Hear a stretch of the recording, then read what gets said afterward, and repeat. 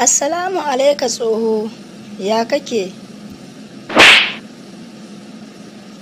Wa alaikumussalam yaro, lafiya nake. Bismillahi, subhanallah, me na maka tsoho? Ba abin da kamun, to ni me na maka kake tambaya ta? Kana nufin baka san abin da kamun ba? Lalle ma wannan tsohon. Ni ban san abin da na maka ba, ka faɗa min ko zan sani. Ka ji min wannan tsoho? Ya za ka ce baka san abin da kamun ba? Na zo na maka sallama ko abin da zan faɗa maka ban faɗa maka ba. Sai zabga min tafi kake yi. Kuma sannan ka ce baka san abin da kamun ba?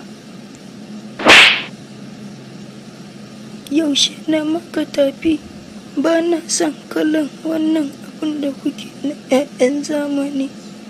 Yaushe na mare ka? Kai, abokina, me ya haɗa ka da wannan tsohon? Mahaukaci ne ba? Gudu, ka gudu, in ba haka ba tafi zai yi ta maka. Na nawa kuma abokina, ai sai dai kar ya ƙara kawai, amma ya min tafi kusan 4. Ni ai ban san mahaukaci ba ne. Damun ba ka san ni mahaukaci ba ne. To yanzu sai ka san ni mahaukaci ne. Ni kwa abokina, ka gudu, saboda kana sake magana tafi zai sake maka.